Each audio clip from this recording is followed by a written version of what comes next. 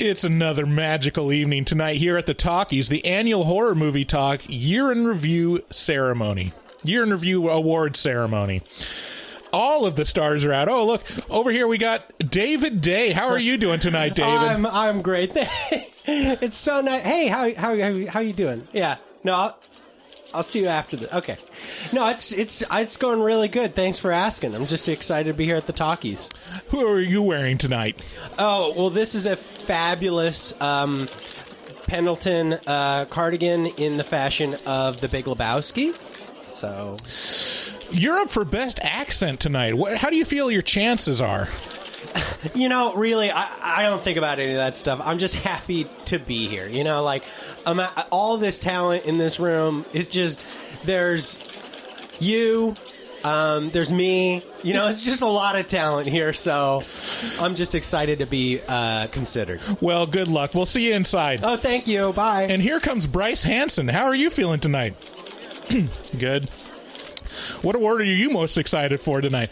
Well, you know, I think the most interesting award tonight is Best Guest, because both David's mom and my mom are in the running for Best Guest, and I mean, who can you rally for in that one? Right.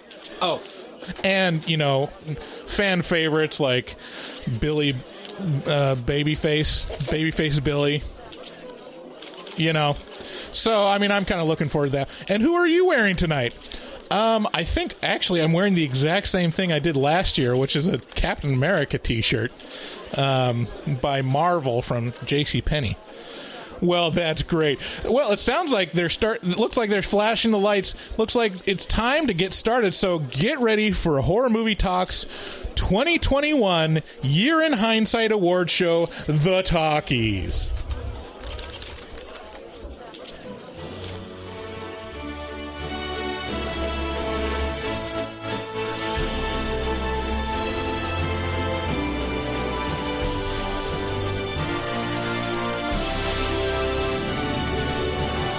Welcome to the Horror Movie Talk 2021 Talkie Awards with your hosts, Bryce Hanson and David Day. Hi, guys. This was an incredible year. Kind of one of these things that's just magical, you know? It is a magical evening. So we got a lot of awards to get through and talking about our best and worst movies that we saw of the year and the best new and worst new movies of the year. Everyone's talking. Everyone's excited. Let's start off with our first award presented by David Day. So our first series of our first category, I should say, is Best Ad. So we're going to be playing some of the runners up, or I guess they're the nominees for Best Ad that we've run this year. Here we go. From Young Frankenstein, Lightning. This episode of Horror Movie Talk is brought to you by Lightning. Do you need to reanimate dead tissue? Need to switch bodies with a parent? Give a computer sentience? Or even just get white streaks in your hair? Well, lightning has you covered. It's the natural phenomenon that can do anything. That's right. If film has taught us anything, it's that being struck by lightning will either kill you immediately or randomly imbue you with powers that don't obey the laws of God and nature. So next time you need to read the thoughts of women, travel through time, or turn a robot evil, choose lightning. It's not magic, it's science. From Leprechaun in the Hood, Leprechaun Exterminators. Are you being tormented by diminutive supernatural beings scurrying around your house and speaking in rhyme? Well, that's no surprise because it's leprechaun swarming season. And if you don't call an expert, they'll be all over your house stealing your doubloons and zombifying your hose. So don't delay. Call Leprechaun Exterminators at 1-800-LEPNOMO. That's 1-800-LEPNOMO. Mention Horror Movie Talk to get a free 4-leaf clover. From the Bad Seed, David and Bryce's Mothers. Today's episode is brought to you by David and Bryce's moms. We brought you David and Bryce, and now we bring you an extra special Mother's Day episode of Horror Movie Talk. We aren't professional podcasters, but we know a thing or two about what it takes to be a mom. So sit tight and prepare for the spookiest episode of Horror Movie Talk yet. From A Quiet Place Part 2. Feedback Unlimited.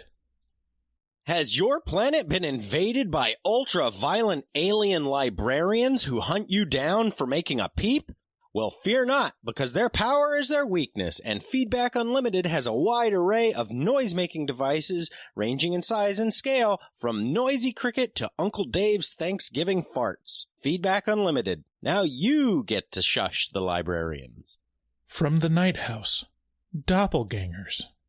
This week's episode brought to you by Doppelgangers, Inc. Have you ever committed to a party or event that you really don't want to go to? Doppelgangers, Inc. is here to help you fulfill your social contracts while simultaneously allowing you to avoid social interaction at all costs. How? We create clone slugs of you and send them to your event in your place. They are outfitted with a nervous system, allowing them to feel pain and respond to questions at a second grade reading level. The clones are disposable and don't have a strong enough frame of reference to feel anything but confusion and sadness, so they welcome death. Doppelgangers, Inc. For when you know you can't stomach another one of your spouse's company Christmas parties. Call Doppelgangers, Inc. today at 555-ABOMINATION. From Lamb. Cletus's Lamb Rental. This episode was brought to you by Cletus's Lamb Rental Emporium. Are you tired of buying a lamb for your enjoyment, only to find out that they need constant feeding and protection? That's not what you signed up for. At Cletus's Lamb Rental Emporium, you don't have to waste your time and energy on caretaking. You just get to enjoy your lamb's companionship and whatever else you enjoy about your lamb. We don't ask questions. So come on down to Cletus's Lamb Rental Emporium to rent a lamb today. If you use code HMT at checkout, we throw in a free jar of peanut butter. Call 1-800-BARIM-U to find a location nearby. From Paranormal Activity 3, Demonic House Cleaning. This week's episode is brought to you by Demonic House Cleaning Services. Have you ever tried to dust off a sconce? What about cleaning a fireplace flue? Don't even get me started on all the dirty shit below your house. Demonic House Cleaning Services will clean you out of house and home if you just sign right here on this dotted line. Pay no attention to the fine print. We employ only the most insane demons to clean your house. Have you ever seen a demon? Better hope not. Those bitches can be scrubbing the grout in the downstairs half bath 1 second and dusting off your third-story chandelier the next. Best of all, it's free. Demonic House Cleaning Services. House cleaning so good, you'll think you sold your soul. And finally, The Human Centipede. Hello, Feces. I don't know about you, but cooking is not my forte. But with Hello Feces, they've made it easy. Get back the time that you spend meal planning, shopping, and chopping, and sign up for Hello Feces to experience the most convenient meal delivery system ever invented. With Hello Feces, you don't have to wait for the mail. With our patented delivery system, all you have to do is open wide and receive deliveries throughout the day. So don't wait. Go to humancenipede.com and use code HMT at checkout to receive your free 100% medically accurate diet assessment. Okay, what a great list of ads. I was on the edge of my seat. Mm-hmm. Okay. Tough category. I have the envelope. I'm touching it with my fingers. And now I'm opening it. And this is, how could it not be? The winner is the Night House. The one with the Doppelgangers, slug. Inc. Doppelgangers, Inc. With a close runner-up being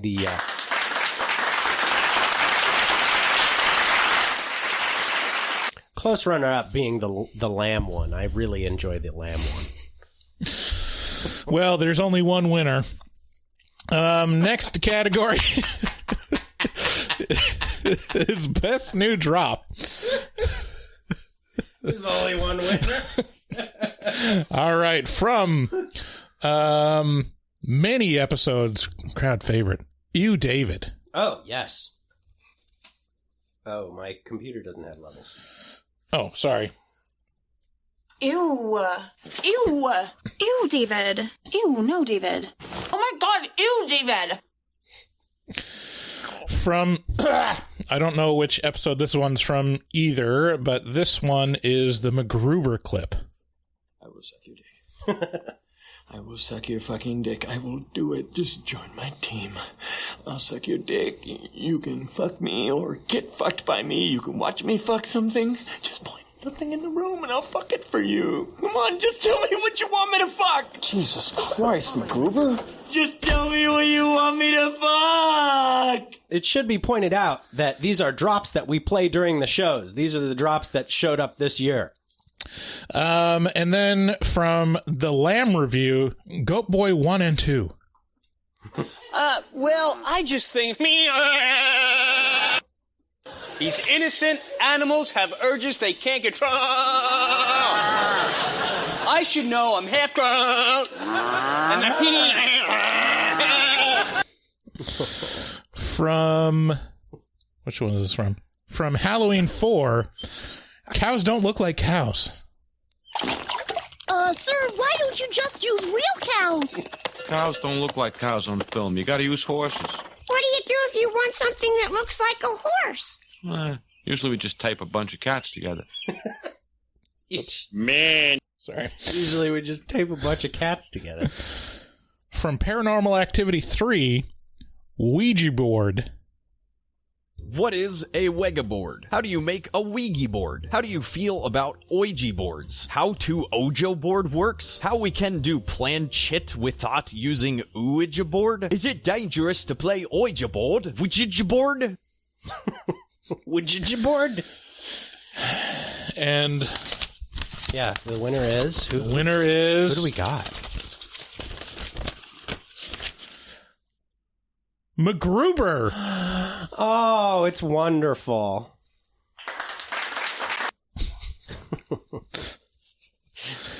Just point at what you want me to fuck. I love that drop. Yeah. That's just show me what you want me to fuck. And looking back on the year 2021, we lost a lot of great drops this year. Yeah. So now we'll play our in memoriam drops that we've lost this year. There was a baby? Oh. Oil me up, Daddy. You smell that? Retard stink.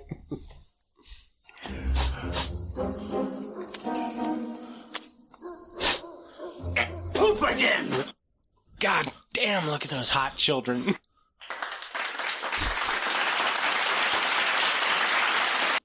Oh. Your compliment was sufficient, Lewis. And I have one more here, if you just allow me to...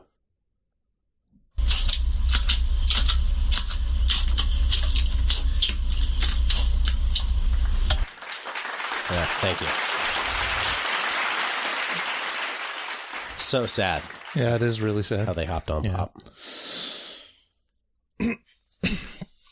Next category. What do we got? Best guest. Oh, this is the presented by David Day. Oh, I'm sorry. I thought we were doing the best new bit. Oh, that's right. Best new bit. Sorry, yeah. You go ahead. Best new bit. So the best new bit for this year. Here are the nominees. From The Thing, don't blank on the blank. In this game, you are given a clue to guess a 2-word horror movie title starting with the, and you are supposed to guess what the blank is. A study in fear escalates into a heart-stopping nightmare for a professor and 3 subjects trapped in a mysterious mansion. Ooh. Okay. Good. And it's just one more word? Mm-hmm. The blank. The Study. I think this is The Haunting. That would make more sense. David is correct. This is The Haunting from... Yeah, studies aren't very scary. 1999. From The House of Wax, bad reviews for good movies. In this bit, we read off Google reviews that are 1-star ratings for some of the most classic horror movies. Liam W. has to say about Jaws, absolutely awful. Shark was so clearly fake. You expect me to think that this garbage is real? Shark looked too big. Thought it was whale. I would rather eat my kids than watch this movie. That is awesome. From Nightmare on Elm Street 2, Fuck, Marry, Kill. This game is the classic where you are presented with 3 people and you are asked to determine who you would fuck, who you would marry, and who you would kill. This actually came from a listener voicemail from Rojo from the Bronx on our Jaws review, and this is a good example of what a great fuck, marry, kill would be. After listening to the Better Watch Out review podcast, which fucking sucks, but I love you guys. Now here's the question: marry, F for the kids listening, or kill Santa Claus, but he's a big, thick silver daddy, the Easter Bunny, or an old Dutchman dressed as a turkey. My decision. I would marry Santa Claus because, like I said, he's a big old thick silver daddy, and I know he can get it whenever, even if he only works one day of the year. I'm going to kill the Easter Bunny because, God forbid, you knock up a bunny and you end up having 12 kids, and no one's got time for 12 kids. Then, I'm going to fuck the turkey because I've always wanted to stuff a turkey with my own personal stuffing. So, guys, what's it going to be? Marry, fuck, or kill? All right, well, now I'm happy I played that. Yeah, I'm going to say marry the rabbit because I like kids and also I like sex. So you get the best of both worlds there. That's how I'm going with that. And then fuck Santa because that's got, I mean, imagine the stories he's going to tell, you know? He's got a lot of fucking stuff. And he already kind of knows you a little bit. He sees you when you're sleeping. He knows you've been naughty, you know? He knows you've been naughty. And then who needs a fucking turkey? What about you? Yeah, I would kill the turkey because who cares? Yeah.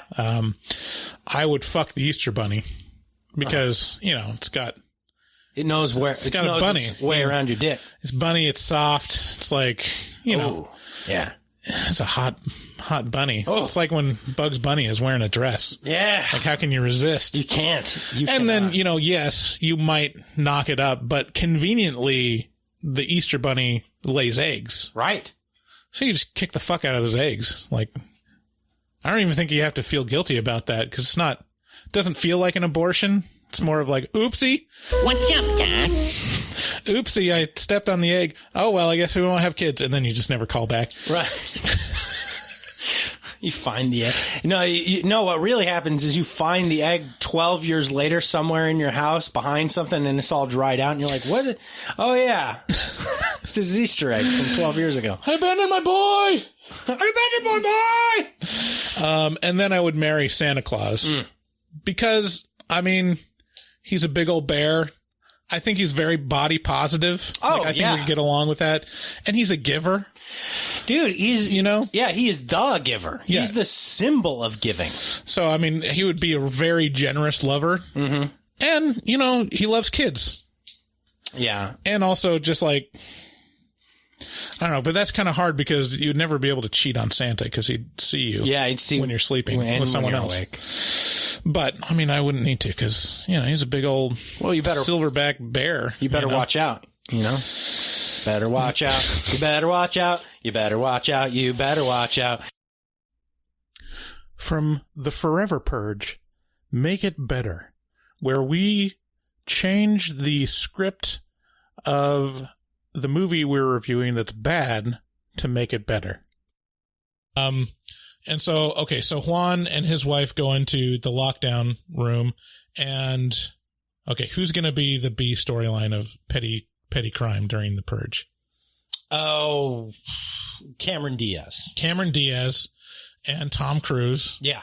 You know, revising their, you know, much lauded team up on Night and Day. Yes. And to pay for this, we have to do away with all the pyrotechnics. Right. We literally have to get rid of all the explosions because Cameron Diaz and Tom Cruise as a B-side storyline, not cheap. See, yeah.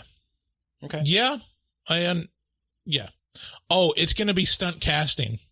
Cameron Diaz and Tom Cruise are not advertised as being in this movie. Oh, it'll be a reveal. Yes, like Matt Damon and like Tropic Thunder, where Tom Cruise was in Tropic Thunder, but you didn't know, right? I didn't even know until the credits rolled. From the Human Centipede review, head, middle, ass. In this game, much like Fuck, Marry, Kill, you're presented with 3 people, and you have to determine where you would place them in a human centipede. And, like, I'm really curious of the criteria in which we would grade these people. Okay, first up, Tom Hanks, Jennifer Aniston, and Michael Cera. Ooh.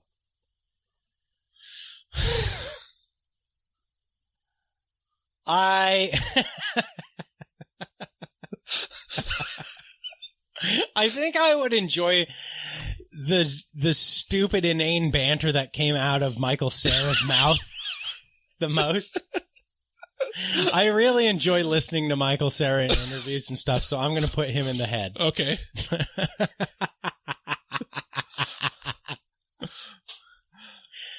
You know, I really like Jennifer Aniston a lot. Mm-hmm. She's beautiful. Mm-hmm. Kind of would like to have sex with her. Uh-huh. I mean, if she'd have me. Right. I wouldn't cut her kneecaps or anything like that. Right. But if I had to... I mean, non-consensually, you wouldn't do it, really. No. Right. No. But I'd put her at the back. You want to be Okay. able to stare at that booty. Oh, you know? okay. And then Tom Hanks, whatever. Just put him in the middle. Yeah. He's a good sport. He's a good sport. I have one for you. Okay. How do you think I did? I think I wouldn't be far off. I would put Michael Cera at the front because I don't think he eats that much, you know, and I just have sympathy for the other two. Right. Because they're America's sweethearts. Yeah. You know, but I would do, Tom Hanks at the end because he would die quicker and, you know, he's had a long life. And Jennifer Aniston, I'd like to give a fighting chance. Oh, yeah. Okay. White Knight. Jesus. Okay. Great. Man, what a great series of bits we came up with this year. Yeah, there's a lot of new bits. Like those are just the cream of the crop. We can go over some of the honorable mentions after we announce it. I really enjoy the head, middle, ass, but because it's a derivative. Let's open up the envelope. Oh, it looks like, oh man, this is such a difficult choice, but it looks like it's going to F, Marry, Kill. No one saw that one coming, but right. I mean, it's a classic. It's a classic. You can't go wrong. And man, it's just sets the stage for so many different, interesting combinations. It's like when you add Meryl Streep to your movie. Like, of course she's going to win. Oh yeah. I mean, yeah. You know exactly what you're getting, but it's unfair. Right. Yeah. Okay. But I love Don't Blank on the Blank. Right. I love it. I think that's a spectacular one. Some honorable mentions. We had Ruin the Movie, which is the inverse of Make It Better. Okay. Which is where we take a good movie. We take a good movie and make it bad. That one was really close to getting on. Another honorable mention was Stories About David and Bryce. Oh, that was our mom from our mom's episode. Let's see. I really like the Conjuring Singers that me and Emma did on. Or wait, was it who was on that episode? Or it was just you, wasn't it? Yeah. Okay, yeah, where I played clips from the actors that were in The Conjuring to make you guess who it was. If you guys want to go back and listen to our moms, I feel like that's an underrated episode this year. It's the Bad Seed episode. I think it's 156. Right. Okay. This is a much anticipated category. Yeah, this is a pretty coveted category. This is the best guest category. So had a lot of guests this year. I think we had like 11. Yeah, guests. We had a ton of them. Should we go down this list together? Yeah. So, okay. So first, we've mentioned several times the Bad Seed episode. Up for best guest is David's mom. Also up for best guest is Bryce's mom. In the old episode, Babyface Billy. That was a very controversial episode. Some people loved it and some people hated it. Yes. On the Halloween 4 episode, we have Bugsy. In The Thing, return guest Justin. Was that his second? Was that his first? No, I think that was his first. Oh, okay, Never mind. On the 10 Cloverfield Lane episode, we had Kate from Nightlight Horror Movie Club. Also from Nightlight Horror Movie Club, on the Anna and the Apocalypse episode with me alone was Emma. That's right. And we had on the Creep episode, we had Casper. What's her full moniker? Oh, Spooky Tooth. Yeah, something. That's right. So, best guest. Best guest this year. A lot of people thought that Rojo from the Bronx was robbed last year. Mostly Rojo from the Bronx. Right. Well, I mean, it's fair. But he wasn't a guest last year. But it was the best caller. I think that's what it was. But anyway, a lot of people have mistaken Rojo for Babyface Billy, which he is not. Yeah. So I'm not sure why you're bringing up Rojo. I know. But in any event, they are both controversial. Yeah. And right. And so this year, Rojo was just like, I mean, he was whining like a little bitch that he didn't win it last year, right? I don't know. So anyways, that has nothing to do with anything. Like, let's open it. What's it look like? Who gets it? Best guest goes to La La Land. No. Goes to Babyface Billy. Oh, wow.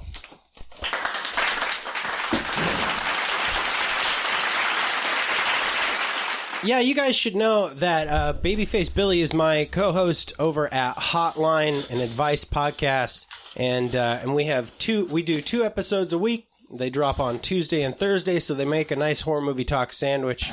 And if you want to listen to it, it's a lot of fun. You can call in to the show, ask for advice, and you'll get it. And we do actually need callers because Babyface is getting discouraged about the amount of calls that we receive, and we're really trying to scramble. So, when was the first interaction we had for horror movie talk? Like, it took. It didn't take that long on Twitter. Like, someone reached out on Twitter about the... we don't... Yeah. But I think the first, real interaction with a listener was probably Gabriel. Yeah, it was 6 months in. Yeah. But the other thing about it is, in Horror Movie Talk, we're fully in on the social media thing. Right.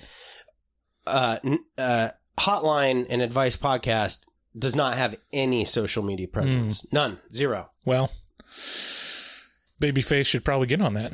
I mean, if he wants more. It's not a bad idea. It's just not something we're super interested in. Okay, so next category. This is a pretty contentious category last year, and not a lot of competition this year. Well, presented by David Day. Best interview this year. The nominees are Charles Band on the very recent Ginger Dead Man episode, where we interviewed him about his new book, Confessions of a Puppet Master, which, if you haven't read it, fabulously fun. There are no other... Did we have another interview? I couldn't think of anyone. I don't know. I don't think so. Yeah. I can't think of any either. So the winner is... So the winner is Robert Englund.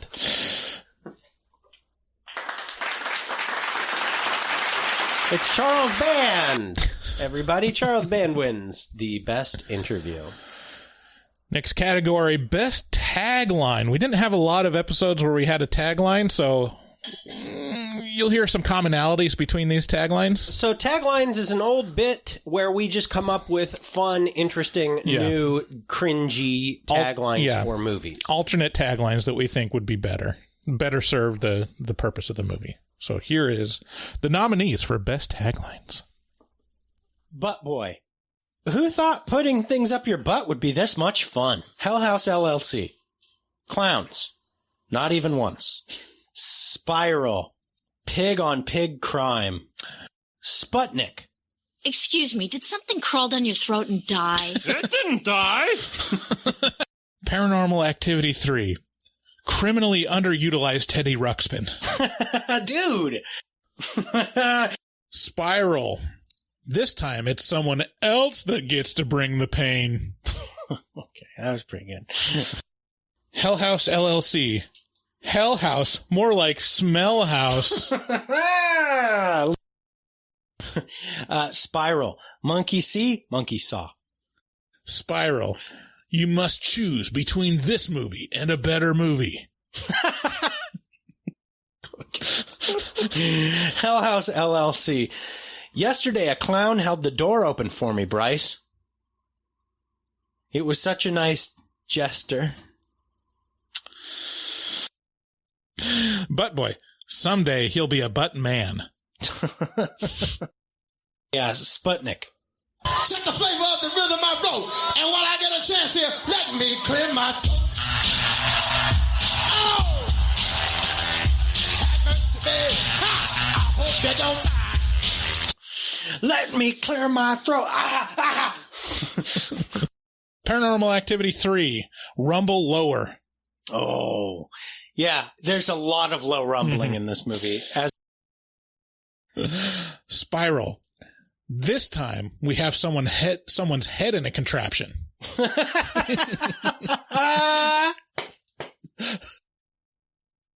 Hell House LLC, where the liability is limited. Ew. Okay. Yeah, who really was the butt boy? Yeah. Who aren't we all kind of the butt boy? Aren't we all kind of the butt boy? Yeah. Yeah. Everyone has a little butt boy in them.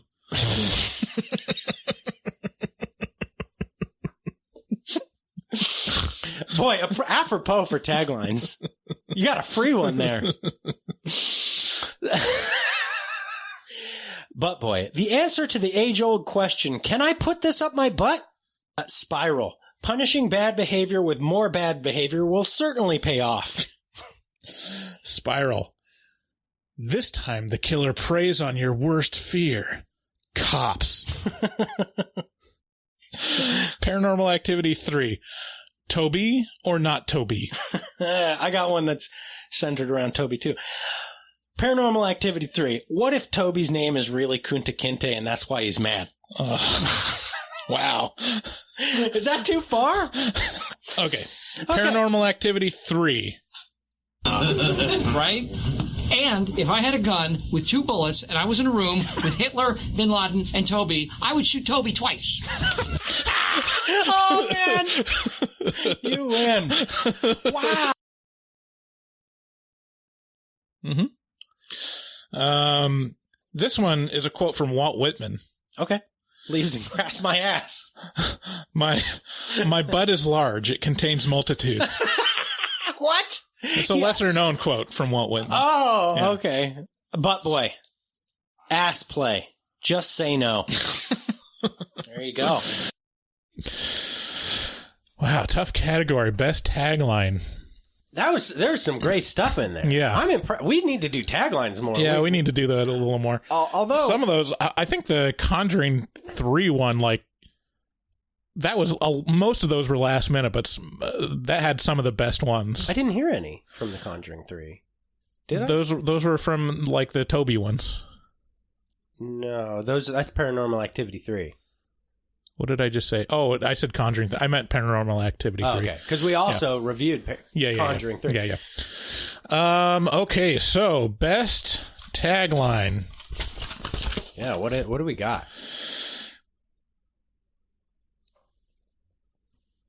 It is blank. Oh. Well, I'm going to give it to Spiral. This time we put someone's head in that's a good one. In a trap. Spiral, that one wins.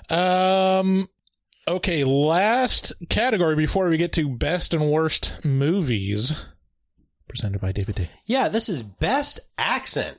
So, the nominees here are the nominees. From Leprechaun in the Hood, Bryce's Irish accent. Top of the morning to you, and welcome to Horror Movie Talk. Your panel of expert hosts each... I can't even go on for more than like one sentence. Like, you can. I believe in you. It just breaks down the Irish accent. You can do it again. I demand it. Your panel of expert hosts each week are Dr. Bryce Hansen, who holds a PhD in spookology. And with me, as always... I'm Professor David Day. I'm the foremost expert in scare meow meows. No theatrical releases get priority, but we also review all the horror movies, and both good and horrible. From the Sputnik Review, David's Russian accent. This episode of Horror Movie Talk is brought to you by Iron Curtain Condoms, surplus condoms from the USSR. Tired of condoms that don't inspire confidence? So thin you aren't even sure if they are working? Iron Curtain Condoms uses only the strongest hard plastics that are forged by the people for your wiener. For sale in convenient Karl Marx 3-packs or the value saver size Soviet blocks of 100. Visit IronCurtainCondoms.com and enter promo code Bolshevik today and receive the same deal everyone else gets all the time. Iron Curtain Condoms. Protect your dick like we protect the motherland. From Saint Maud, Bryce's accidental Australian accent. We post new episodes every Wednesday, so be sure to subscribe and leave a rating on Apple Podcasts. If you want to leave us a voicemail. Jesus Christ. You guys... I got plenty of sleep last night. I'm just turning Australian for some reason. I trust you. Call 682-253-4468. That'll get you through to our voicemail line where you can give us the Chazwazzers. You say hello to Bob Bilby while you're down there. In the Jaws review, the Quint accent. But to me, like the Except whole for those sharks with their soulless dead eyes, doll eyes, black eyes like doll's eyes. Then they come at you, and they're lifeless until their eyes roll into the back of their head. Okay, roll back and you see the whites of their eyes. And anyway, from the Human Centipede, Bryce's Austrian accent. Now feel free to bite it. Bite my boot. My God. I gotta say, Bryce, I gotta, you have the board covered. You have 4 nominations in this category, and I have 1. Yeah. And I think out of all of them, the one that I enjoy the most, the winner, is going to be... Well, no, technically you were in 3 because you also did the Australian accent and the Quint accent. Oh, yeah. But so I we're pretty equally represented. Let's be fair, though. Right. Those are you. I mean, these are your nominations. The one I enjoyed the most was definitely the Aussie accent, the accidental Aussie. Yeah, the accidental Australian accent was pretty good. Oh, whoopsie daisy. We're slipping into the Aussie accent. all that bluey, you know? How much of the world we can offend, you know? Yeah. We really need to do like a really stereotypical Indian and Asian accent. Well, we live in Africa completely off the map. This whole continent, we haven't even touched it with offensive language. True. Yeah, we haven't done South Africa. No. I just watched a spectacular South African movie. I just finished it last night. I'm blown away by the endless. No, Fried Berry. Yeah, South African, great. It's on Shudder. Well, we'll be back after a word from our sponsors.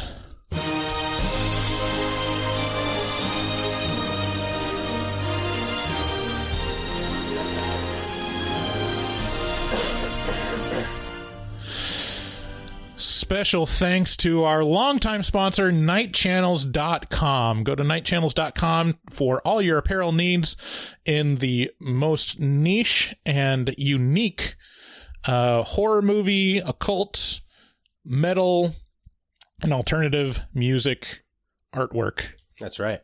They've got tees and hoodies, and if you use code HMT, you get 13% off your entire order. So check out nightchannels.com. Yeah, Night Channels has been a spectacular sponsor, and really, their stuff sells itself. You head on over to nightchannels.com, take the Night Channels challenge. I guarantee you'll close out of the app, maybe, or the website, you'll close out of it, maybe, but you'll be back because those designs are undeniable, and you just can't get away from them. They're going to work their way into your head, and then they're going to work their way onto your chest. If you want to support the show directly, the best way to do that is go to our Patreon, patreon.com/horrormovietalk, and we have all different tiers, and pretty consistently people upgrade because we give you quite a bit of extra content. The more money you give us, because we're money grubbing whores. Yeah, we've really been working very hard this year on doing an extra Patreon-only episode. So right now there's probably 7 or 8 or something like that. No, there's 10 or 11 episodes that you can only get at the $25 tier on Patreon. Some of them I feel guilty for not releasing wide. There's some really good ones on there. Ghoulies, Last House on the Left, and Don't Look Now. Don't Look Now was a great movie. Yeah. Also, you can check out our logo tees and stickers on our shop at horrormovietalk.com/shop. As always, check out our resident artist, Dustin Goebel. He's a professional artist who fucks hard. He also takes commissions from HMT fans. Contact him on Instagram at dgoebel00. That's at DGOEBEL00, and make your artistic dreams come true. If you want to leave us a voicemail or contest any of these award winners, if you feel like a category got robbed, or if there's a category we missed, call 682-253-4468. And thanks again for listening. Thanks again for a great 2021. Now let's get back to the talkies.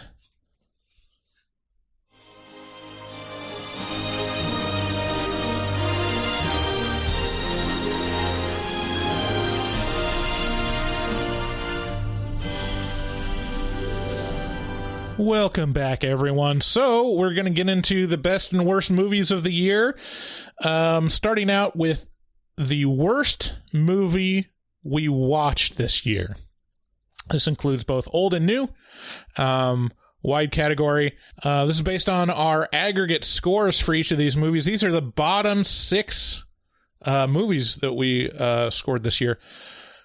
The nominees are the number 23. So these are just movies that we reviewed this year. These aren't new releases for this year. Right. Okay. So first, the number 23, starring Jim Carrey. Next up, The Ginger Dead Man. Can we just expand a little bit? Can we talk a little bit about each one of these? Yeah. The number 23 was infuriating. Yeah. It was like it felt like pulling teeth to finish that movie. It's like, I get it. Things add up and subtract to a number. I think that may be one of the... I mean, that behind Rat's Night of Terror, that's the most frustrating movie I think I've watched. I don't even think that's the... Oh, no. Yeah, both the number 23 and The Ginger Dead Man are tied for a combined average of 1.5. Okay. The Ginger Dead Man, I mean, no real surprise here. No. But even for a exploitative bad movie, just the table stakes of storytelling just weren't there. It was impressively bad, even knowing that it was going to be bad. Yeah. Then was Leprechaun in the Hood. Yeah. I mean, another exploitation movie that, you know, it's just exploiting, what's that Irish day? St. Patrick's Day. Thank you. Yeah, it's just like ponying onto the back of like, maybe people will watch this during St. Patty's Day, like Halloween. And, you know, it's interesting comparing Leprechaun in the Hood to Ginger Dead Man, because it's kind of in the same zone, but it's almost in a different world, because Leprechaun in the Hood was still so much more enjoyable than Ginger Dead Man, I think. Better than Ginger Dead Man. Although, you know, you have B-list actors heading off against each other. You got Warwick Davis versus Gary Busey, and whoa! I think I would, for bang for my buck, I think I'd go with Gary Busey. Yeah, if it was the best acting category, maybe. I don't know. It's hard to tell. We'll see who wins. Next up, Pieces review. This is one that like was in the wings forever, and we finally released it this year. This was the 80s slasher Pieces. I was like, what? No, wait, is it called Pieces? Mm-hmm. No, because the tagline for that is exactly what you think it is. Is that the name of the movie? It wasn't 2021. Anyway, yeah, Pieces. I wouldn't say Pieces was a terrible movie. Yeah, I mean, we didn't see a lot of awful movies. Like we kind of chose a lot this year because of COVID. Like we got to like kind of get through some of our wish list. Yeah. So we covered a lot of really great movies, and so we kind of left the terrible movies by the wayside, unless it made sense. Yeah, Pieces was, I mean, I wouldn't put it at the bottom of this list. Next up, The Forever Purge, a new entrant. This was similar to the number 23 in that it was just infuriating to have to sit through. Yeah. Yeah, there's a lot of 3s on average, and we only picked 2 of them. So that was The Forever Purge, and then finally Malignant, another new release that was highly anticipated and highly disappointing. Lots of people very excited, still love this movie, love Malignant. Yeah. Inexplicably. One of the people who came on the show this year on the Thing episode, Justin, unapologetically loves Malignant. Loves it. Like, has gone back and watched it 3-4 times. So, yeah, those are the worst 6 movies we watched and reviewed this year, and the winner is... And I think this is just in terms of lack of enjoyment, period. Yeah. Was the number 23. Yeah, it's so bad. Yeah, I mean, The Ginger Dead Man was very bad on a lot of levels, but there was elements in it that you could like that were entertaining. It's not even that. It's that The Ginger Dead Man there was no expectation. Right. That's the main thing. Right. Yeah, obviously Ginger Dead Man is bad, but it's you know pretty what bad else when it you is? have like millions of dollars spent on a movie and it scores as bad as The Ginger Dead Man. You know what else is the thing about The Ginger Dead Man? It's 70 minutes long, and who gives a shit? It sets you up your expectations. It's called The Ginger Dead Man. You're like, yeah, okay, it's going to be a piece of shit. Oh, it's a piece of shit. Right. Number 23, you're like, oh, Jim Carrey, big name. Right. So, yeah, that's the other thing you can compare is like Ginger Dead Man has Gary Busey. And there's certain things you expect from Gary Busey, basically chaos, and he delivers. Oh, yeah. Number 23 has Jim Carrey, and there's certain things you can expect from Jim Carrey, who multiple times looks into the camera apologetically towards the audience, he going, I'm so sorry. He doesn't. You can tell he's trying very hard, but it's everything you don't want to see from Jim Carrey. Ugh. It's like watching Bruce Willis in a cooking show. It's just horrible. It's just horrible. Okay, next category presented by David Day. Okay, so now we have the best movie we watched this year. So again, This is just the movies we watched this year. These aren't new releases necessarily, although new releases. And since there were so few new releases, we saw a lot of classics. Yeah, we did. So the nominees are Jaws, our Jaws review, The Thing, Creep, 2014, The Night House, which is the only new release that makes it on this list, and The Mist from 2007. Every single one of these got a perfect 10. Look. What are you, this is... I mean, it's a real Sophie's choice. Yeah, it's kind of no matter what you do, you're right. I would say, just out of ambition, I would say Creep and The Mist don't make it up there. Really? That's my opinion. I guess that's true. If you're putting it up against Jaws and The Thing, right, the ambition for Creep and The Mist is just, it's not quite there. There's some things about The Mist that they're just lacking on the CGI, on the unfortunate budget problem. Yeah, it doesn't have the special effects of Jaws for certain. I totally knew that was a fake shark the whole time. It's like a whale. I'd rather eat my kids than have to watch this dumb movie again. It's stupid. And then The Night House really blew me away. Yeah, see, this is the thing. This can be an upset, too. Because it's like... that's the thing about award ceremonies. Like, you got the ones that you think are shoo-ins, and then the Academy goes a different route, or it just... on average, it gets more votes. So, I mean, if you're going to put Night House against Jaws and The Thing, it's like, well, obviously it's not going to win. But you never know. You never do know. It's a magical evening. It is a magical evening. But unfortunately, it's not that magical because The Thing is on the list. So, obviously, John Carpenter's The Thing ekes out all the rest. But... I mean, really, you could just as easily give that to Jaws. Yeah. It's The Thing is the movie that I constantly want done again. Like, not specifically.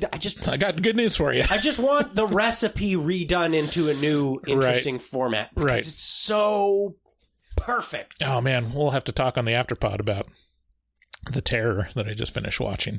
Not quite the same recipe, but... We'll be talking about a lot of interesting movies. I've got done watching some spectacular movies. The Endless, Fried Berry, and Nightbreed. And we'll be talking about all those on the Afterpod on Patreon only. Okay, next category, Worst New Movie of 2021. Worst New Movie of 2021. So these were new releases. So out of the new releases, the worst... some of these we've already covered. The Forever Purge, which was, I mean, just bad. Oof. Just like so ham-handed with its messaging and so uninteresting in its execution. It's dry. It goes for brownie points in the easiest way you can possibly. It's this Do you remember racism? So angry. Did you know about racism, David? It's bad. Have you heard that it's bad? Hey, fuck you. God damn it. You know this is Hollywood. This is mainstream Hollywood. Just trying to score brownie points with you. These are rich people. Like, oh, you want to talk? Where are... I'm so angry at the Forever Purge. Next up, Malignant. Another the highly anticipated Malignant by James Wan, and very ambitious. Oh, and it's, very hot or cold reception for Malignant. But I think we both agreed that it was bad. Huge upset. I mean, so many people love this movie. So many people hate this movie. I don't know. Do you think this skates by because it has James Wan's name attached to it? Do you think people are just like... I think... taking one for James Wan? I think people like it because it's new and unique. Like, it's one of those that's not, another Saw, remake. It's not quite The Conjuring. It's not like the same lazy movies that have been made. He was very ambitious, and put in a lot of elements and a lot of tonal shifts in there that, in my opinion, didn't make much sense. But I can see why people liked it, because it's a different type of movie that hasn't been around for a while. But I didn't think he pulled it off at all. What type of movie is that? Oh, very campy, like over the top, kind of ridiculous premise taken seriously. And I just don't think he pulled it off, in my opinion. That's why I didn't like it. No, I agree. I think it could have been, I think it could have been great. If it had a lot more care in both the filmography of the whole thing, and then also the special effects, and the action was just so ridiculous. Like, give me practical effects instead of all this jump cut, smash cut. Yeah. Blast, blast, blast. Honestly, I wish that the tone was consistent, and that he went like whole hog into camp. Yeah. Like the beginning of it, where it was very like Frankenstein's castle and like very Reanimator-esque.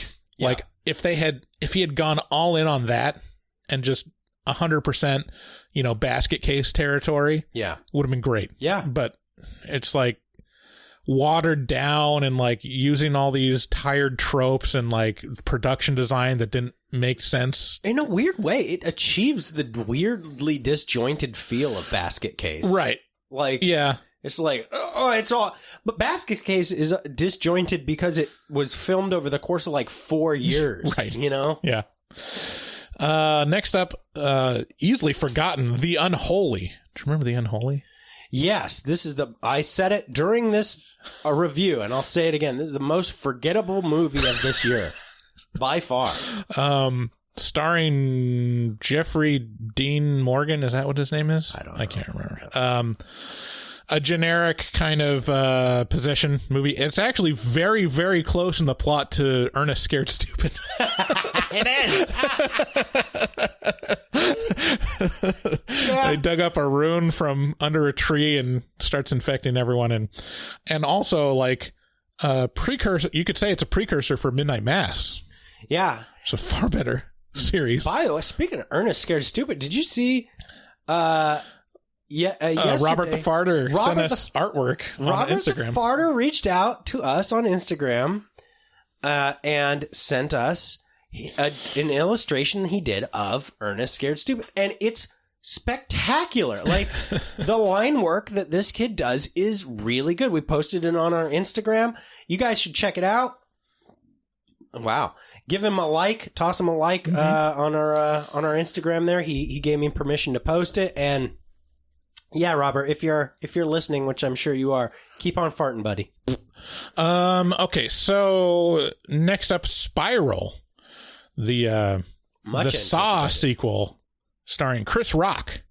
That's right. And that's right. Kind of an anachronism at this point. Yeah, I mean, when you put it up against the Forever Purge, you go, well, this is, or Malignant, like Spiral was just better than Malignant. I mean, it just was. I mean, these ones now we're getting into like the mid tier. I mean, I think these scored like an average of 5.5, but still not great for the new year. Yeah. And really, if you think about it, these are the ones that like they still released them theatrically. Like they still had enough confidence to release them theatrically in a year where they had no confidence that people were going to go see the movie. Right. So there was a certain threshold that they hit. Spiral was that. I mean, it's what you expect from a Saw movie. Chris Rock did a serviceable job, but it wasn't anything special, but I'm not angry at it. Don't Breathe 2. I loved this movie. I think I gave this movie an 8. Yeah, this is one where we were most far off. I brought the average on this one way down. If you want the good version of Malignant, It's Don't Breathe 2. I think that can't be argued. What do you think about that hot take? I hated Don't Breathe 2.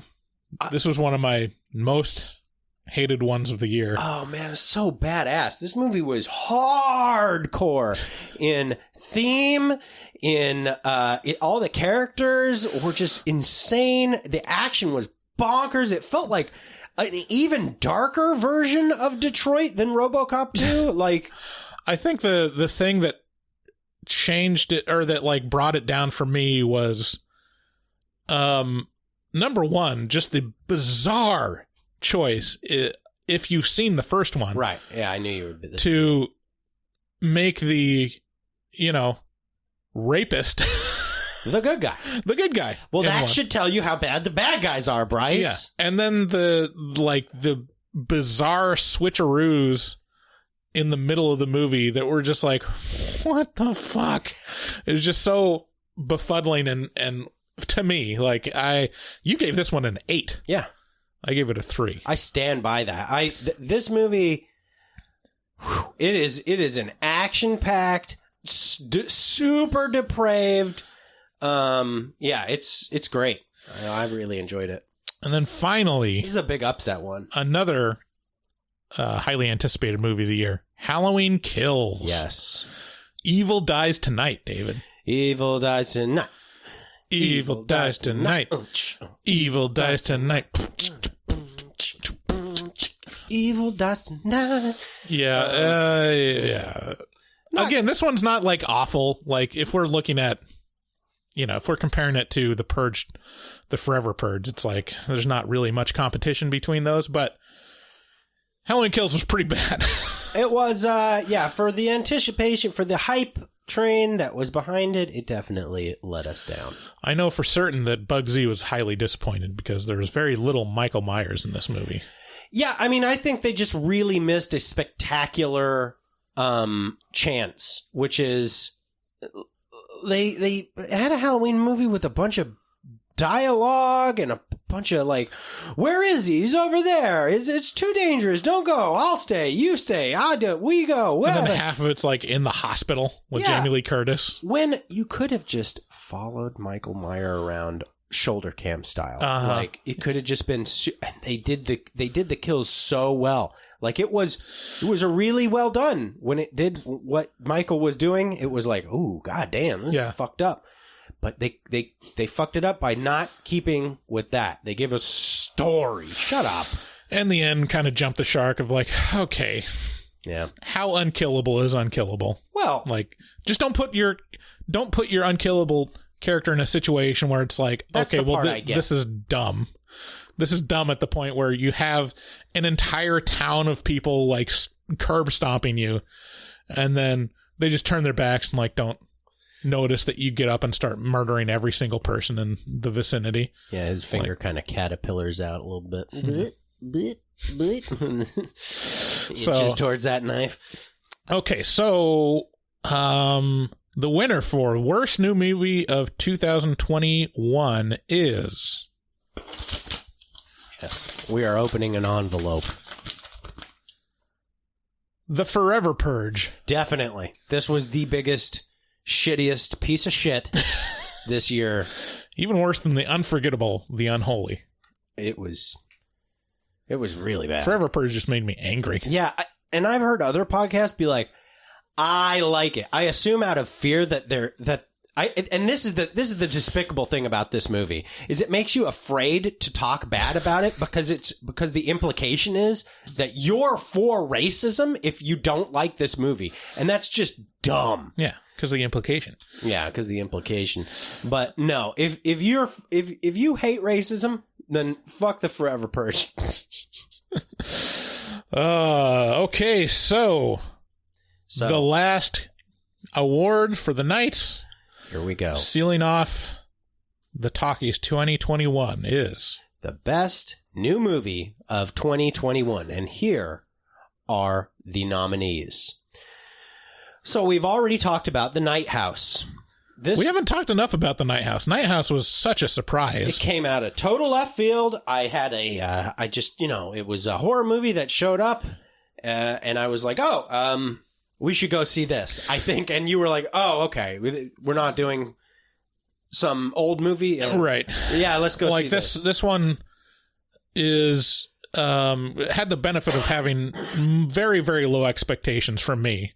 And partially because it has one of the worst titles. Mm-hmm. One of the most uninteresting titles of any horror movie in recent memory. Especially for how good and the subject matter of it. The Night House, like, just does not convey anything. No, and this movie was put off. This was ready to release in, I think, spring of 2020, but due to the pandemic, theaters closing, this one was delayed until this year, a year later.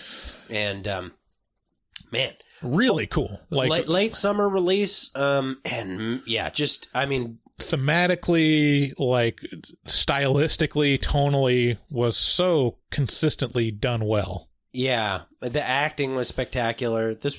If you have not seen The Night House, I mean, unless you're a hardcore slasher fan, this is definitely a character-driven movie that's about emotions and empathy. So if you're some weird psychopath, we love you, but may not be for you. But it is a great movie, undeniably, I think. Yeah. I mean, there's a lot of movies that we've reviewed, a lot of movies in 2020 that we reviewed that I don't think people gave any attention to, that I was like, you have to see this movie. Well, some of them, the short list in my head of movies that, like, I don't think people realize are very, very, very good. Yeah. Are like, Ready or Not. Right. Butt Boy. Yeah. The Invisible Man. Like, all those, like, even if they were successful, or even if they, like, people know about them, people don't realize how good they are. Right. And this one is right at the top of that list. Like, no one realizes how good The Night House is. Right. Yeah. Except for us. Except for we know, because we keep the next movie that was spectacular, released in 2021, Lamb. Not a hard horror movie. Well, I just think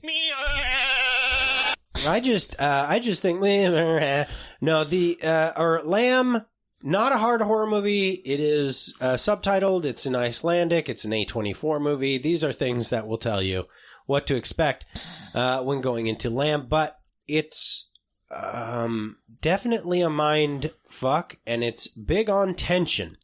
And very, very sparse. Mm-hmm. Like the plot resembles the landscape of the movie. Mm-hmm. Sparse and stark. Yes, and it really it's got some allegory in it. It's got a lot of. I don't even know what the allegory is, other than don't adopt a lamb man. Well, I think just don't do that. I think it has to do with realizing that nature is nature, right? Like like you are part of nature, but also there are divisions to be drawn. Mm-hmm. There are definite lines in the sand. You know what the allegory is the danger of all those people that talk about their fur babies. Yeah, this is definitely I don't have babies. I have fur babies. That's like my kid. No, it's not. Or you could just say furries. Mm-hmm. This is a danger tale for furries. True. Careful what you wish for. Yeah. Might come true. Exactly. So Lamb was, I mean, I don't think you enjoyed it to the extent that I did, if I recall our scores. But I enjoyed it. You gave it a 10, I gave it an 8. So we weren't that far off. Sure. I appreciated it for its uniqueness. The thing that I thought, like, my major beef was, like, this is a subject that would work much better in a short film. Like, I feel like it would have more impact. It's like the rare occasion where I'm like, it's perfect, but it'd be better as a short film. Isn't that weird? I think everything would be better as a short film, but not this. Yeah. Like, I like this, how it was. Next up, Saint Maud. Yeah, so some people are going to say, well, technically, Saint Maud came out in 2019 or 2020. But you know what? It didn't really hit until the start of this year. So, so we're just going to, call it on a technicality. This is getting thrown in with this year's new releases because it didn't get considered last year. And I think it definitely deserves to be considered. Is this an A24 movie as well? Yes. I don't know. It felt like it if it wasn't. Sure. Yeah. How did this one strike you? Let me see. What did I? You gave it a perfect score, I think. Did I? Yeah, and I think I gave it a 7. Oh, I don't. Yeah, I just listened to our review of it. So, and it is a A24 film. And so, yeah, you gave it a 10. And I gave it a 7. And this is starring Jennifer L. and Morfydd Clark, and written and directed by Rose Glass. Yeah, I mean, I thought this isn't one of those where it was very consistent and really maintained the dread, and really like where it sent me over the edge was the ending. The ending was just so great to where it's like there's many different ways you can go to where it's like you have the uncertainty, and do you want it to be, you want things explained to you? Do you want it to be uncertain? And there's benefits to all that. But sometimes you just want it, you want to have an answer. And this is one that gives you an answer. It's very satisfying, and it's very shocking. And I really loved it.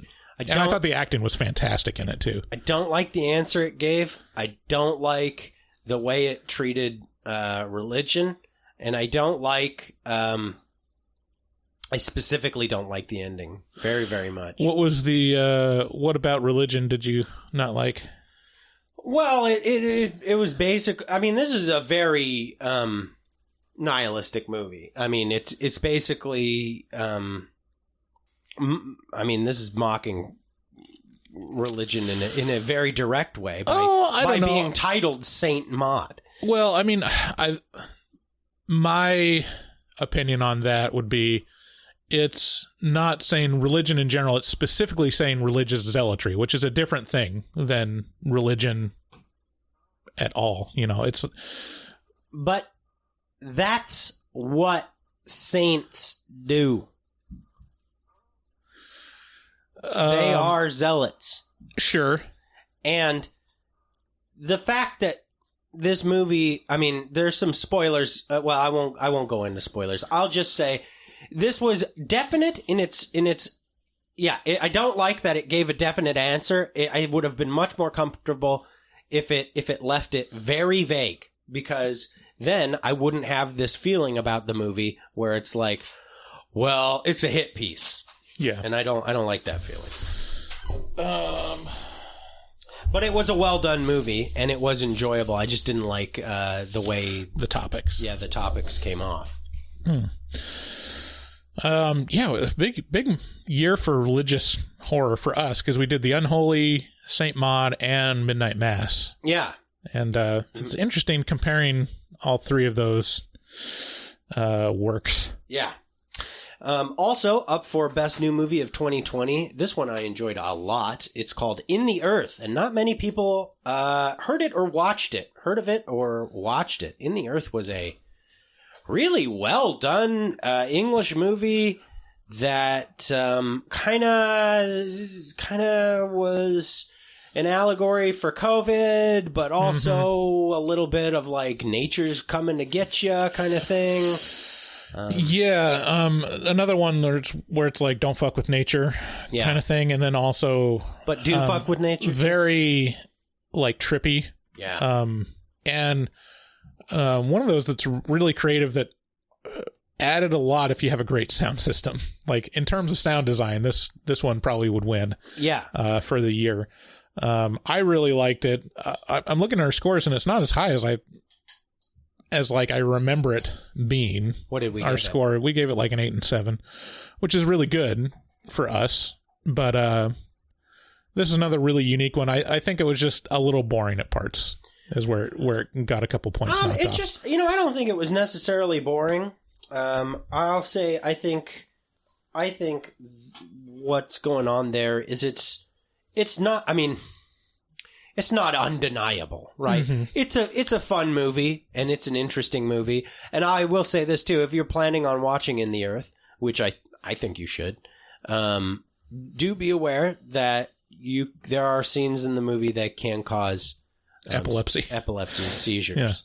Very flashy. So yeah, it's pretty intense for that.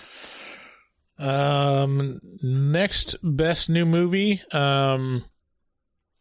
Antlers from 2021. Yeah, I can't remember the director. I was going to say director, but it's not Guillermo del Toro. Antlers, I really liked. I don't think Guillermo had his fingers on this. Yeah, he was like an executive producer or something. I really liked it. I thought it was a really good kind of telling of the legend that they were talking about. Yeah. In it. Also very dark. I thought it was really well done, tonally consistent. I don't know why that's such a thing for me. Just maintaining the tone and having a vision from the beginning to end and having it match. Acting was great. I thought the cast was really good. I can't remember if this was the first directing movie for this director, but he did a really good job on it. Yeah, I think he did. You know, interesting thing. We had a one of the people who worked on this movie reached out to us. They worked on. I think it was the creature design. Yeah, they worked on the creature design for this movie. Unfortunately, they're under NDA and they weren't able to share any interesting details about that with us. I wish they had, because I had a lot of questions, but they did answer one question that they weren't under NDA for, which was, this was filmed in Vancouver, British Columbia, or north of there. And right. The one thing that really bothered you probably took it off like a whole point. It bothered the ever-loving shit out of me. Because it was supposed to be set in Oregon. I was like, this isn't fucking Oregon at all. Look at the way the geology is. Like, it doesn't... Well, especially the fact that it was set in like a coal town. Yeah, that's the other thing. I was like, what? There's no coal in Oregon? No coal. Maybe there is, but no one knows about it. Like it's not known for... But really, I was like, this is the North Cascades. This isn't. This is not Oregon. This looks like no place in Oregon, especially on the coast. Right. Next up, A Quiet Place 2. Yeah, this was a good enough. Yeah, we're getting into kind of the watered down territory for best of, but Quiet Place 2 was serviceable. It was not. Problem with The Quiet Place is, once that gimmick has been given up, well, now it's just a sleazy gimmick. Right. It's like all the other sleazy gimmicks. And then probably the more interesting one that isn't necessarily on the top of the list, but is very interesting, is Last Night in Soho. And a lot of people loved this movie. Yeah. I think I liked it better than you. This is a return to kind of classic filmmaking. I think that's why a lot of people really enjoyed it. This feels timeless in its approach to, putting together the pieces of a movie. It's beautiful, and I think the story just kind of, it's much more thrillery than horror-y. Yeah. Performances were good. Yeah. Cute girls. Check. And, it maintained interest. I think stylistically it was just really cool to look at. Yeah. I think where it took off a couple points for us is like, well, for you especially, is like it was so fashion focused. It felt like we weren't the audience. I think that was something that you said. Yeah. You could recognize it was good, but you weren't the target market for it necessarily. Yeah, and it ran a little long at something like a little over 2 hours. Yeah. It's just kind of... Yeah. So... It was fine. Yeah. It was fine. So that was the set of the nominees for Best New Movie of 2021. Who is it going to, Bryce? I think this is your category. I just kind of took over at the end. Oh, okay. Well, boy, let's see. Let's open the envelope. Okay. And The Night House, the best new movie. Wow, upset. Yeah. Is that an upset? I guess it's not an upset. No. I would say go see The Night House and Lamb for sure. Yeah. St. Maud as well. I mean, St. Maud is, don't turn that one down. Well, there's only one winner. So that is our best new movies. That is basically the talkies for 2021. Thanks for joining us. But while we have you here, we could just talk about some statistical anomalies for my scoring. Things Bryce can't stop bonering about. We already talked all the best movies were perfect 10. So Jaws, The Thing, Creep, The Night House, and The Mist. You have to explain what you mean by that. When we both agreed that they were 10 out of 10s. Yeah, movies that we both thought were 10s were those ones I just read. And Jaws, The Thing, Creep, The Night House, and The Mist. Those movies again are Jaws, The Thing, Creep from 2014, The Night House, and The Mist. Lowest scored movies, we mentioned the number 23 and The Ginger Dead Man both got 1.5. An average of 1.5 between us. Yeah. And then I think I gave Ginger Dead Man a 2 and you gave it a 1, and then the inverse on the number 23 or something like that. Yeah. Leprechaun in the Hood got 2.5, and those were really the lowest. The next lowest were close to 5, so it wasn't really that low, but those were definitely the standout worst ones. And then this one's the most interesting one, is the biggest discrepancies in scores. I always love this one, and really we were pretty close on most of it. On average, we were only apart by 1/100th of a point. 2 100ths. 2 100ths of a point. Yeah. Yeah, we were very close. But you scored higher. Yeah, I scored 0.2 100th higher on average this year. Throughout the year. That means this year, Bryce gave ever so slightly higher reviews than me. Right. Which I find very interesting. Is this actually calculated right? Okay, I knew you would doubt it. Yes, it is. It's not. Yeah, it's not. Hold on. No. Late entrant. No. If I'm editing this, I'm not going to fucking cut all this shit out. I could clap. All right, whatever. We'll just take it, and even though it's... What are the biggest discrepancies? So the biggest discrepancies of the year is A Christmas Horror Story, just from last month.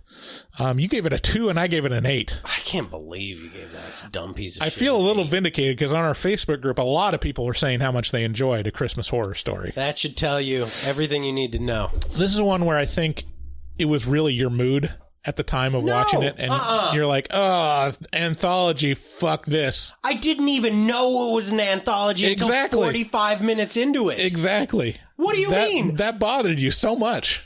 Yes. If you don't know, if a thing is very clear, if a thing is a thing and you can't even suss out that it's that's your sign that it's bad. I would say the inverse is true, is like, the less obvious the anthology is, the more creative. They were very skillful in hiding the fact that they were creating a shitty anthology movie instead of just a shitty regular movie. Very close in discrepancy. So you gave Christmas Horror Story 2, and I gave it an 8. Almost the inverse is Don't Breathe 2. You gave it an 8, and I gave it a 3. Yeah, I unapologetically, I love Don't Breathe 2. Yeah, I hated it. It was a much better movie than Don't Breathe. It was so... Also, I thought it was just so boring. It was like, ugh. I couldn't... The ending kind of picked up the pace. Man, the whole movie was like, whoa! Everything between the beginning to where, like, the kid is basically kidnapped, which takes a while, is pretty boring. Nah, I think it centers around one of my favorite things, which is a decrepit old city. This is in Detroit, which is one of my favorites. And it's action packed, and it's disturbing. This one you had nothing to do with, but we reviewed Anna and the Apocalypse, me and Emma from Nightlight Horror Movie Club. She gave it a 1. She was brutal. I gave it a 5. I thought it was just average. And then last... By the way, this weekend, if you'd like to see Kate from Nightlight Horror Movie Club, you can join us for the second Saturday watch party over on streamlounge.io. Follow our profile over there, and Kate will be on the stream with me and maybe Bryce. I don't know. Probably. I'm going to be traveling. Yeah, probably not Bryce. Oh, where are you traveling? I'm going to Florida. I'm going to Florida! On the 8th? Yeah. I'm going to see my brother before. Oh, okay, cool. There you go. Yeah. And then the last discrepancy actually wasn't that wide, only off by 4 points, was The Human Centipede. Mostly because this is one of my favorite movies of all time, and I gave it a perfect 10, and you gave it a shocking 6. I mean, it felt gross. I didn't like the way it felt. But it was a fine movie. I'd just tell you to bite my boot. Okay. Out of any of these in the year, were any scores this year, do you feel like you would want to change? In like retrospect, do you feel any of them were artificially low or artificially high? That's a real good question. No,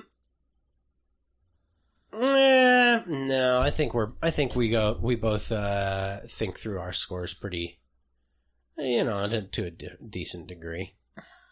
What do you think? Do you have any?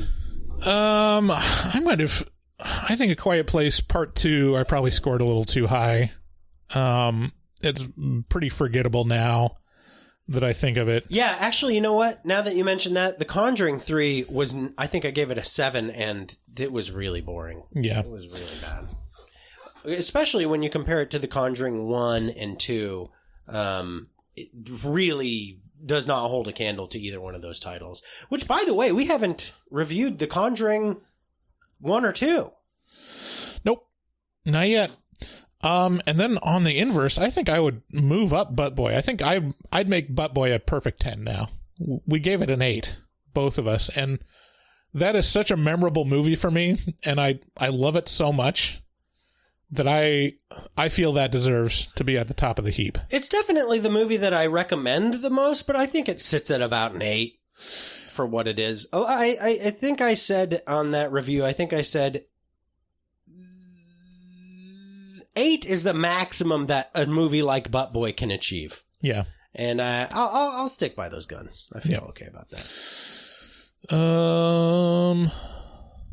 Okay. So, sorry. We have one last late entrant. Okay. Category. 2021's best co-host. Wow. Of the year. Wait, whose pick is this? I don't know. I think it's mine. So I think this year the obvious winner is you. You put together this whole thing, and this is one of the best. This is one of the most popular episodes of the year, and you're just a great friend, and so I love you, buddy, and I think you're the best co-host this year.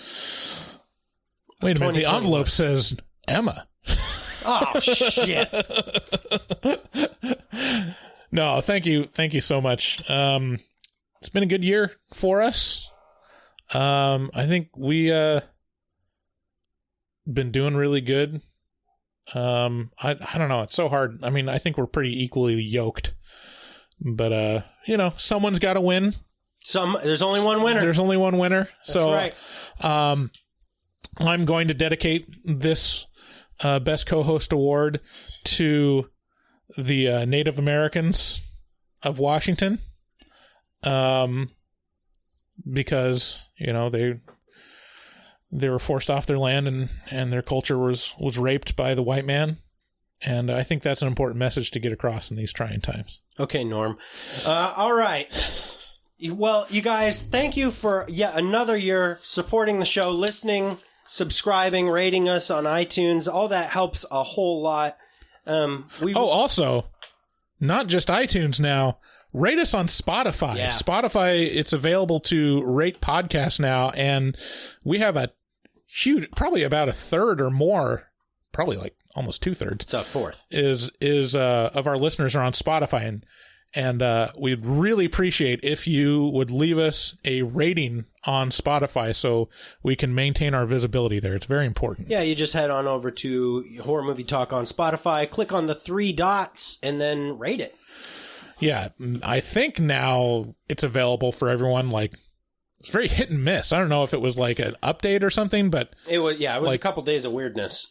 Yeah, so go do that. Again, check out our Patreon. If you're going to buy anything on Amazon, if you're taking back your Christmas gifts and have a little extra cash in your pocket and you're going to buy stuff on Amazon, click through the banner button on horrormovietalk.com so you get a little taste of that. Thanks so much to all our special guests this year. All our patrons.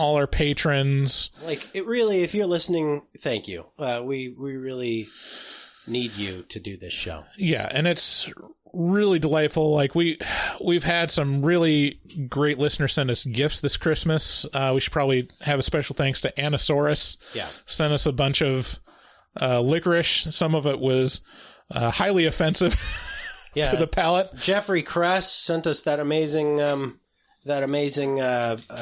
oil painting, and then there's that fucking dick and ball monstrosity that Glittercore sent us over there. Right. Thank God it's turned around. So I don't. We had Slither sent to us. I wish I could remember who sent that to us. Someone. Sorry. One of the patrons. Such a bad. It was very good. It was a while ago. There's another Blu-ray. If you want to get me something Laura, that I need, yeah. I need a Blu-ray player. Laura sent us a Blu-ray of her favorite movie, The Mother, for Christmas, so we appreciate that. Thanks to all our patrons that up their patronage. And it's very helpful because I'm kind of on the fence with whether we should keep doing the pretentious reviews, because it's like 3 people probably get them available. Well, no, it's the founding members. Yeah, with the founding members, it's a lot, but I don't know how many of those are actually listening to it. So thanks so much to all of you, and that's the talkies for 2021.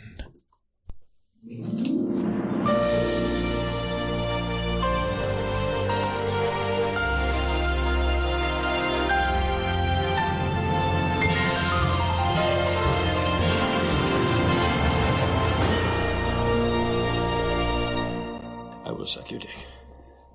I will suck your fucking dick. I will do it. Just join my team.